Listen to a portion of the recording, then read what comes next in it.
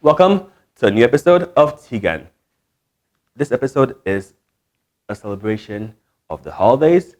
But before we get started, there is so much that has happened this year. Let's look back at 2021. Let's go with some news. Now, since June, Twitter has been banned, and it is now in December, and it is still banned. Attention, everybody. People are still using their VPNs. So let's keep it real, and let's bring back Twitter. Please, let's stop this facade that we are putting on. Let's talk about NSARS now. The report was released this year. And yes, people did lose their lives fighting for justice. We need to ensure that the demands from the protests are met because the fight still continues. Be careful who you are meeting with, or in fact, who you find yourself interacting with, because if you are Abakiari, you might find yourself being implicated by hush puppy. So be careful who you break bread with. What a year it has been in the news. Now let's move on to music. First of all, what song is playing in my head? What song is playing in my head?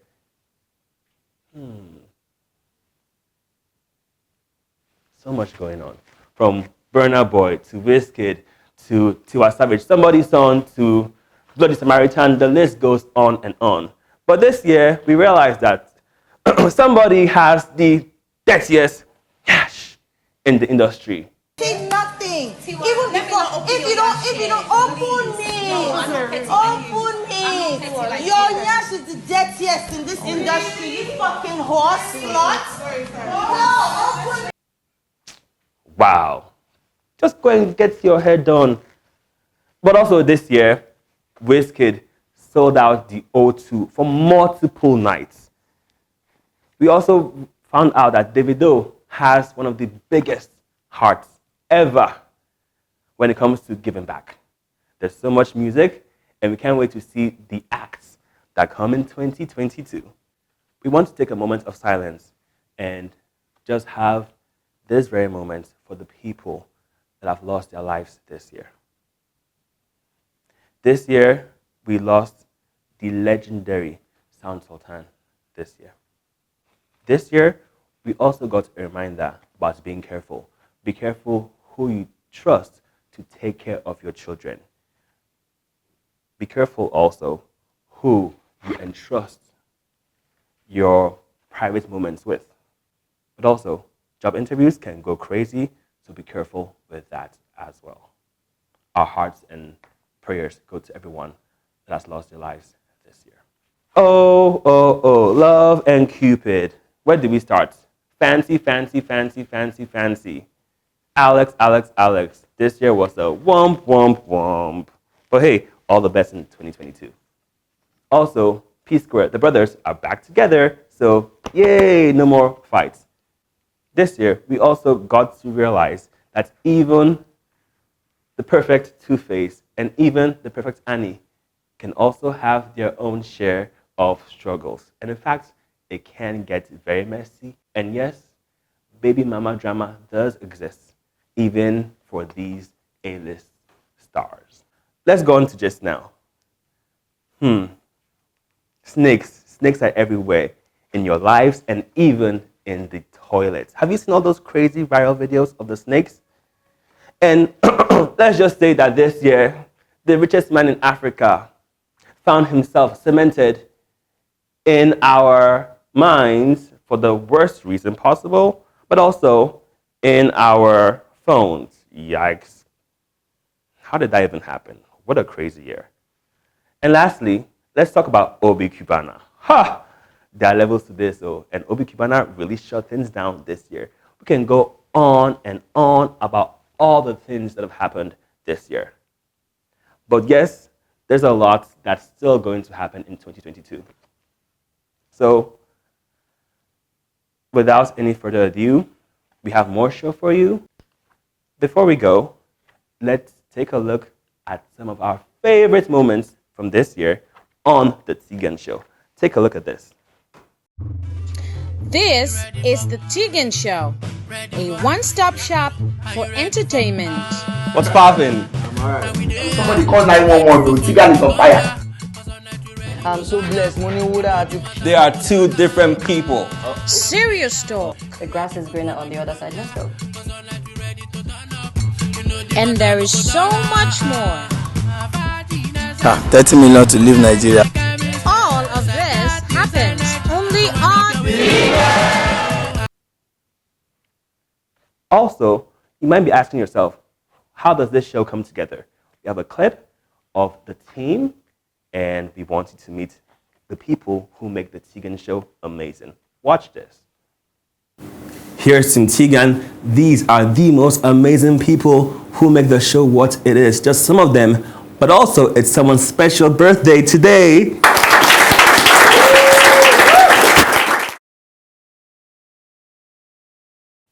There's more Tegan. We'll be right back. Welcome back to Tegan. Now, my guest needs no introduction. He makes us laugh. He makes us talk about serious conversations. And he is one that has become a household name. Please welcome the one and only Mr. Macaroni. Thank you so much, Mr. Macaroni, for coming on our show.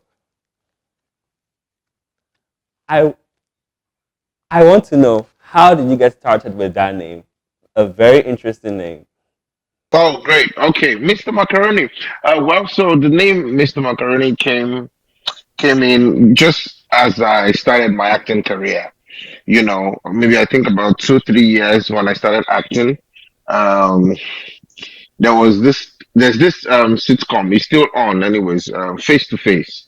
You know, that shows every week, and then I used to go for auditions and they'll call me, they'll give me a call back. But most of the roles I used to play were extras, you know, what we call wakapas, role that you just come. Maybe while the main actors are doing their own, you're the one that will just pass by. Or you get to be the one to sell bread to the main actor, you know, those type of roles. So there was a particular episode, you know, I was playing, I've forgotten the particular role I was playing now. And then the director, so most of those extra roles do not have character names. So it's just either man one or man two. That's how they put it in the script. So I didn't have a name in the series. And then the director, but the director liked the way I was delivering the role, I think. And then he points to me and say, "Hey, you, give yourself a name," you know. And then from nowhere, you know, of course, because it was comedy. So from nowhere, I just remember Mr. Macaroni riding on the bicycle. And then I said, I said Mr. Macaroni. And since then, I decided to keep the name. Thank you so much. Now, you first got into most of our lives quite early in terms of the current wave of online comedians, skit makers. Do you think that now, if Mr. Macaroni, you began skits in 2021, do you think that you would have a huge level of fame, but also impact in this current year if you were just starting? Well, I've always been one to strongly believe that I will be successful, you know, highly successful. I've always said this. School, university days, I've always said that I know that by God's grace, I'll grow to be a successful person at my chosen field. I did not just know when, I never knew when. So if it wasn't a function of last year or 2 years ago, it could be this year, it could be next year or 10 years. I just knew that, look, you will get to be successful, whatever you choose to do. Thank you so much. Now, your skits, I can spend the whole entire day watching them. You start watching one, the next one, and you're like, whoa, time has gone. So you're known for having everybody make a cameo when it comes to your skits. I mean, Erica, Obi Cubana, whoever it is, name it. Quick question, do you reach out to them? Do they say, hey, Mr. Macaroni, I want to come on and do a skit? How does that work? Give us the backstory. Oh well, both ways. So there are some that I would reach out to that. Oh, we should do something, and of course there are some that would be the one to reach out to me that Macaroni, don't you think we should do something together? Not to say that those ones reaching out to me, not to say that I've not had it in mind to reach out to them. It could just be that they have made it much more easier for me. That oh look, boy, let's do something together. So I feel when people see you and maybe they feel there's one or two things they admire about you or your craft, I think everyone will be open to collaborations. Yeah. Speaking of collaboration, what has been the craziest demand somebody has had when it comes to collaborating with you? Like, oh, you want me to come on your skit, or I am coming on your skit. You need to, I don't know, give me 2 million naira. What is the craziest demand that you've had? Because let's be real, you are quite a huge star and you're interacting with huge stars as well. So there might be an ego situation on other people's parts. So what has been that crazy demand? The thing is, we try to be as professional as possible when we reach out to um, co-stars, to feature in our productions. So most of the time, I get to send a mail because. So at the end of the day, they're like, "Oh boy, why you they send me? You're not serious. Come, John, let's do this thing." But because I want everything to be done professionally, and I do not want anyone to think I'm taking relationship for granted. I have quite a lot of people on my contact list, and a lot of people that for one reason or the other have come to admire me, and same feeling here for them. So I do not always want to take that for granted. But most of the time, almost all of them, even when we offer, they're like, no, macaroni, no, no, no, no, no, no, So we still try to do whatever we can. For those that refuse a monetary gift, I said monetary gift. For those that refuse to be paid because it's payment for their work that they want to do, I try to, if it's to buy great stuff, buy big stuff and say, oh, look, for at least, because I'm insisting that you take money, but you say you don't want to be paid, but this is the least I can do. So I don't get crazy demands like that. No, no. None. So maybe those that, yeah, so maybe those that I don't have a relationship with, they just give us their bill. If it's something that we can afford, why not? If not, we'll negotiate it. If it works for the other party, then we strike a deal. How is Mommy Wa? I have to ask you that question. How is she? Mommy Wa is okay. She's at home. She's praying for me.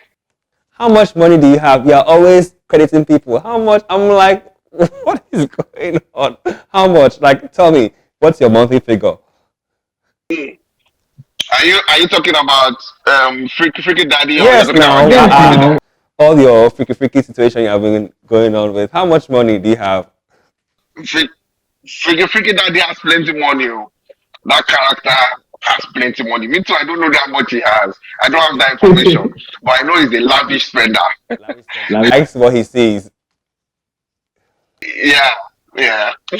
Now, one of the things that we love a lot about what you do is that as much as you give a platform for entertainment, you are quite vocal in speaking up when you see injustices or when you see things going wrong. Why did you choose to use your platform and your voice to speak up?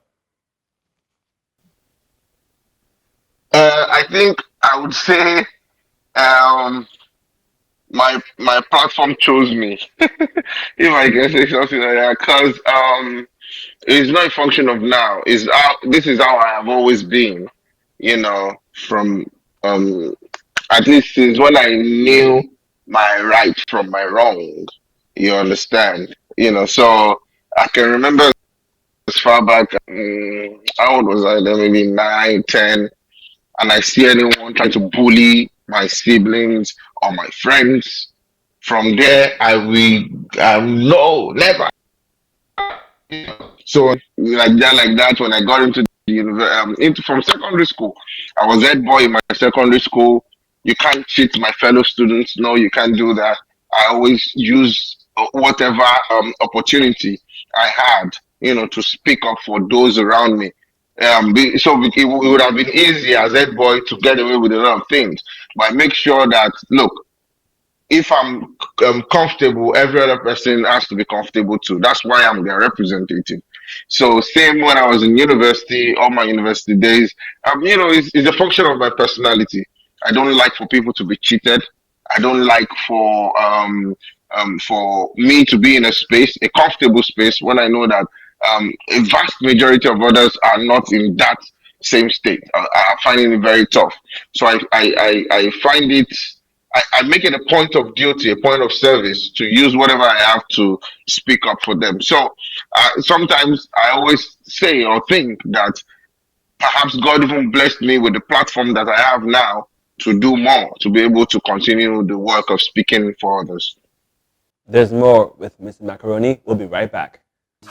So you need massage? Yes. I'm a masseuse therapist, Nimi. Okay, so let's go. Welcome back. Mr. Macaroni, the Vice President invited you over for a frank discussion, and you decided not to go.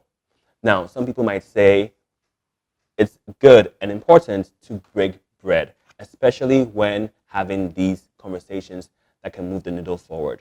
Why did you choose not to go? Well, first, it wasn't necessarily the vice president himself that reached out to me, for that meeting, for meeting with him. It was the Nigerian Skit Industry Awards, and I to see the vice president, and they felt it was good to take along some celebrities or content creators who they wanted to award or who will be a part of the ceremony to meet with the vice president. My opinion, that is fine. Nothing wrong with that at all. I made that clear in a series of tweets that that's okay. He's the number two citizen of the country. It's okay that people find any opportunity to talk to him directly and say, this is how we're feeling. But personally, because of my history with politicians and because of how I've been out there, I've been thinned, I've been dehumanized, I've been brutalized. Pardon me if I'm not in the mood to eat bread. Because this is when all of this happened to me, none of them felt it was necessary to reach out and offer and because I demanded an apology. In fact, the case is in court any which ways, but I'm talking about what happened back then. So now, why is it now? It wasn't just adding up for me. Why is it now you want me to come and meet with the vice president? I won't do that. I said it that everything I need to say, everything that government needs to hear from me as a citizen is on my social media. Let them watch my videos, let them see my tweets, everything, visions about leadership in Nigeria is on my social media platform. Thank you so much. Now, before we go, I have two questions for you. First question is, give us a tease of what we can expect in 2022 from Mr. Macaroni. You have big projects coming up. We have a lot of stuff cooking. We have a lot of stuff cooking because the goal is to continue to use our platform, our art to entertain, inform, educate society. So there are some characters already in Mr. Macaroni Entertainment. We're working on building much more, for the entertainment of all. We're working on some film projects as well, aimed at entertaining people more. Thank you so much. Now, I can't let you go without not seeing in character. So as we sign off, I need you to get into character. Daddy, give us something to hold on to. Oh, and by the way, Merry Christmas to you. But before we go, we need something. Daddy, come on. Please. We're waiting for you to get in character. Please. What's going on here?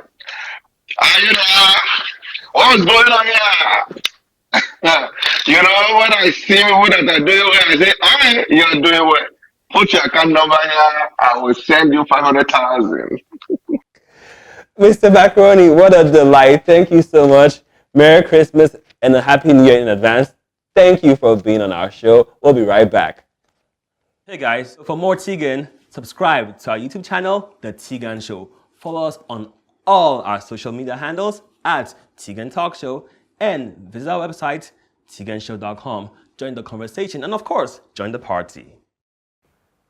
Never should you end a day without celebrating someone. For what's the point of celebrating people after they are dead? Last year, a story headlined the front page of our popular newspapers. Upcoming artist kills himself. We saw clues in the mirror before his death. A post YouTube video about how to be cute and the picture of him with friends. I guess he was tired of seeing himself. I saw people flip through his pictures on the pages of papers on the vendor's desk. Some say they love the smiles and the sense of dress. Some say they love his eyes, his size, the way he shaved his beards. Fine boy, no pimples. So sweet and simple. I loved his dimples. I wish he was here to hear these people. Perhaps he wouldn't be dead. A few months ago, people posted on their pages on Facebook, Twitter, and Instagram, Eric Karuna is dead. Everywhere, Eric Karuna is dead. But just like you, I could only search my head because this name did not ring a bell. Because not until then did I know that this man was a sweet-sounding spiritual song still trying to be heard. I saw people share his music videos everywhere. Videos they were never proud to share before his death. His singles became radio jingles, but his name remained a riddle in the middle of my head. I guess he had to be dead before his story could be heard. I guess he had to become history before we could hear his story. But these thoughts continued to linger. Why do you have to die before the world knows you're a singer? Why won't the people of this world give you a gun to trigger to the day you lose your fingers? Why? Why do we wait for people to die before we realize that they were ever alive? And why do we wait for people to die before we testify that they were the reason we stayed alive? I guess good news is no news at all. Because if breaking news does not break our hearts, then it's of no use at all, at all. No man is so fit to lift you 2 feet close to himself. But when you die, 6 men volunteered to drop you 6 feet into the belly of the ground to this world is wicked. We wait for your head to be gone before we give you crowns. To this world is wicked. We can't lend you cash to buy your mama a gown. No, but strength is down in the ground. Yeah, we give you cash to feed the town. A friend prefers to buy bottles of beer for his friends on weekend and to share a part of his wealth to restore the health of a weak friend. No one is set to sell your story until it's as sweet as the bread of a photo bomber or as bitter as the story of Kokambo. I guess it's easier to sell scandals and it is to help a brother sell his tubers, and it's too bad. Too bad. Too bad how you're eager to tell people sorry, ndo epele when they fall. But ignore the peel of banana laying on the floor before the fall. See, we were not like this before the fall, so what's wrong with all of us? Why do you treat people as though they're not one of us? If what goes to one can still come back to all of us. Now listen to this. 29th of November is his birthday, but nobody remembers Obi usually. When he died, 9 known newspapers published his obituary. Now guess who bought his coffin? A friend who could not afford to buy him a cup of coffee. See, this will sound like nothing but rhymes, but I'd like to end with this line. If you cannot make us laugh while we are alive, then please don't try to cry when we die. Thank you.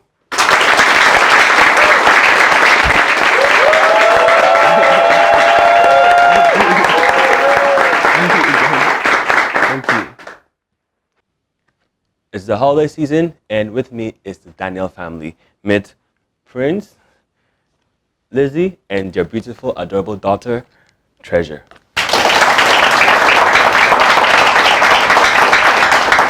Welcome to our show. Thank you. So good to have you here. Mr. Prince, tell us about what you do for a living. Presently, I'm a driver. Drive this mini bus. Everybody knows as Kurupe. Kurupe? Yes. Okay, Kurupe. Okay. Yeah. How often do you drive? Actually, I carry the bus as hire purchase. last year, and now I supposed to deliver.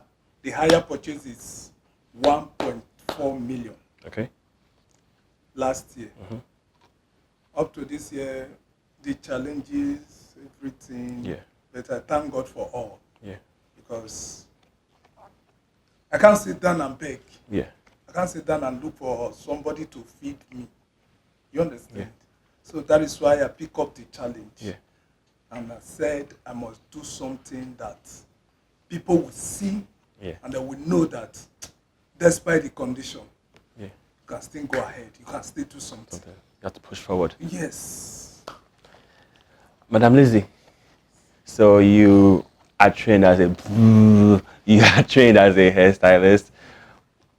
What is your favorite hairstyle? Let me ask you. This holiday season. Tell me about it. Why that one? Why is my favorite is because it brings more beauty. Apart from the beauty, I like the length of the hair. I like it long. I like to make it long for my customers. Yes. Especially. You can do it in different size. Yes. Smaller size. Yes. Bigger size. Yes. To still look very beautiful. Yes. Different, makes you look different from the weaving, the wig style. And it's an African style. African, different from the white man. Yeah. Style. That we're wearing. How old is Treasure? Treasure is a year old. Wow. She's looking at me, I'm looking at you too. She stopped looking at me. Okay, you have two other children, right? Yeah. What gender and what age? The first one is Juanita by name. She's 6 years old. The second one is a boy, Joseph by name, 4-year-old. So the girl, the boy, Juanita, Joseph, and Treasure. Wow. Now with a family of 6, how is life? Family of 5, sorry, my math was bad today. Family of 5, how is life? Yes. There's an adage. Who no go, no know. You see, it's really tough. I mean tough. Because the present Nigerian now, I remember what my mom told me when she was alive. My mom called me when I wanted to get married. He said, come my son, this marriage that you want to embark on, he used my language. He said, this time, our own time, we use pieces and napkin. But now as these children, it's money. You have to hold your pocket. Yeah. I said, God will help me. And to God be the glory. Yeah. God is really helping. And another thing again that I will not forget. Yeah. When I wanted to get married, it was really tough. Because the first lady I approached, you know what he said to me? What did she say? She said, I sent one of my colleagues, one of my pastors. I said, go and tell her that I want to marry her. She told the pastor that, go and tell that young man and tell the young man that I don't want to suffer. The lady said, you don't want to suffer. But as we speak now, she's not married. I'm happily married with a beautiful family. Another one, he said, we are not compatible. About 3 to 4. Yeah. In fact, the one that is good. It's good. So Lizzie, why did you choose Prince? I choose him because I was seeing my dad in him.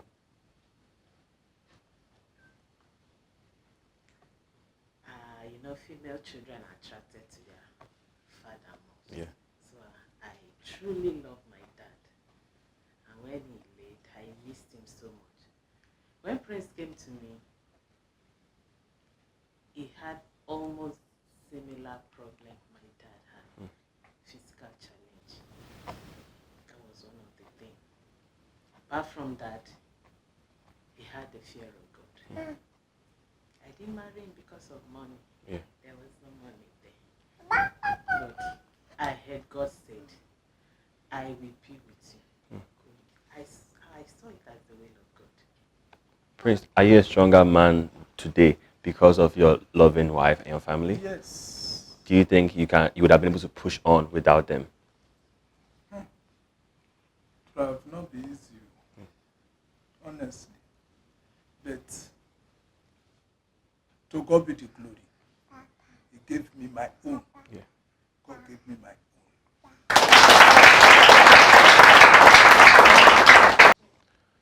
Prince, there's this pandemic right now, the COVID-19 pandemic, and business is tougher than ever. How are you finding ways to push through? That is why I said it's God that is helping us, honestly. Because now things are really tough. The challenges year and year. Because one, the bus I'm driving, I deliver 100 every month. Wow. 100,000 a month. Okay, I will deliver 100,000 in a month. Family is there. Yeah. House is there. Yeah. So it's God. Yeah. It's God that is helping. Lizzie, you're a homemaker, and this holiday period, it's all about values and the things that bring us closer. What are you instilling in your daughters and in your son? To be sincere, it has not been easy during this period with the situation of the country. It's not been easy. Sometimes it looks as if I want to let go.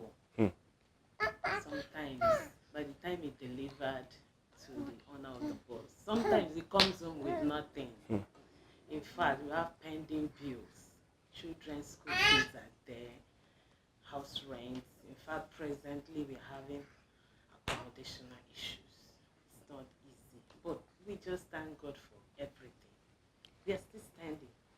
We are still strong, despite the challenges. We still thank God. You always emphasize to your children that no matter what, Sure. keep on going, keep on pushing. Sure. Now, most of you might not know this, but Prince has had a disability since he was 1 year old. Talk about that. When I was giving birth, according to my mom, we were 3 in number then. My elder brother, elder sister, and me. So we fell sick, 3 of us at the same time. They took us to the hospital, and it was India. The nurse was from India.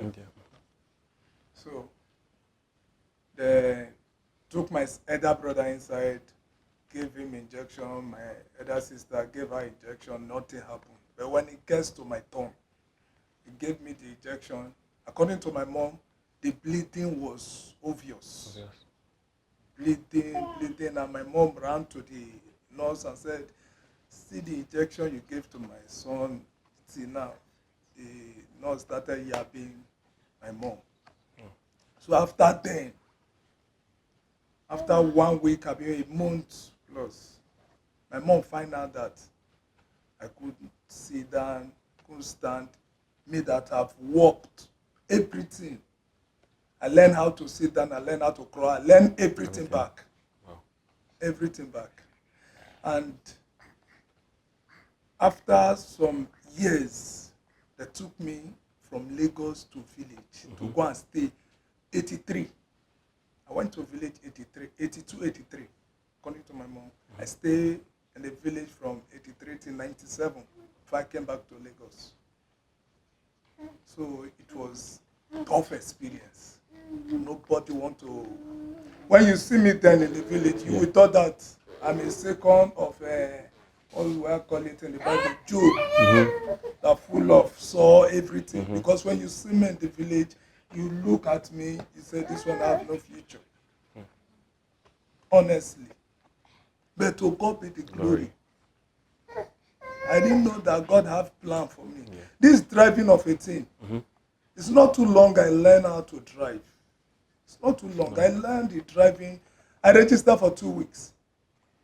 But under 2 days, I learned the driving. I learned the driving under 2 days. And I started teaching others. You see it? So, through the driving, God just opened a way for me. And I really want to appreciate it. I am not begging. I am not depending on anybody to feed me.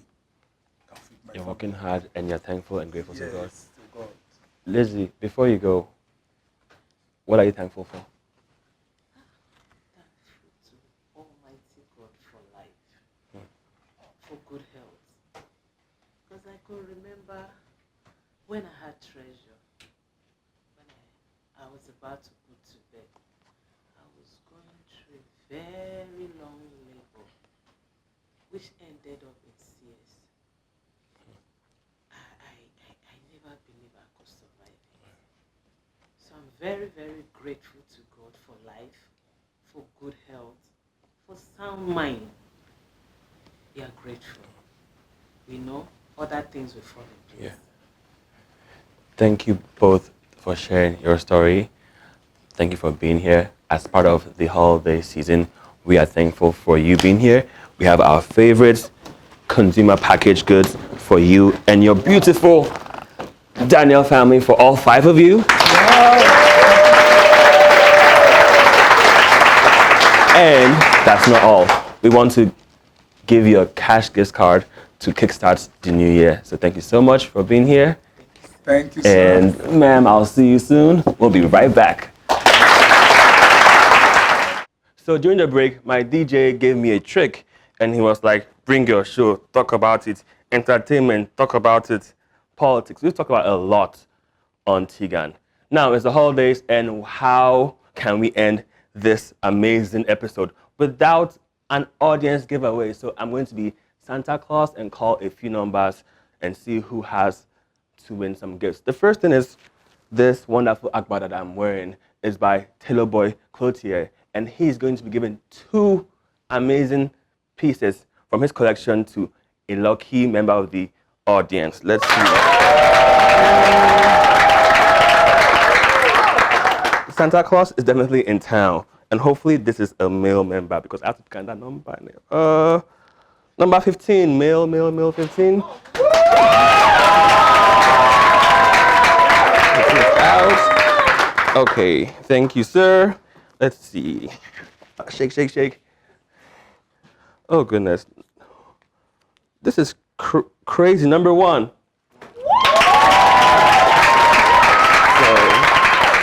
So now, everybody needs to get started on their digital crypto game. Now, Olobamid Exchange Service is giving 2 members of our audience gift cards to get started on their crypto journey. So let's see, who will be the lucky member?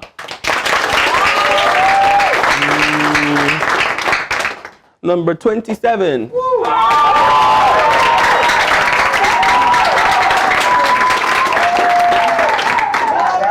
Come on, I need more. Let's see. And now, number 13. Yay. But, you know, everybody's a winner today, and we want all members of our audience to go home with something. So we have handpicked our favorite perfumes, and everybody is going with their own perfume.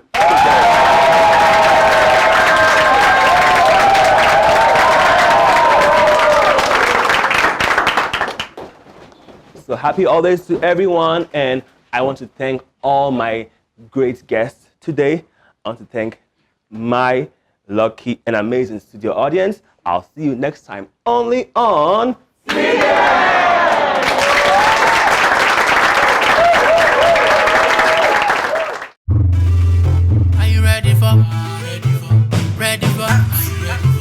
you ready for high?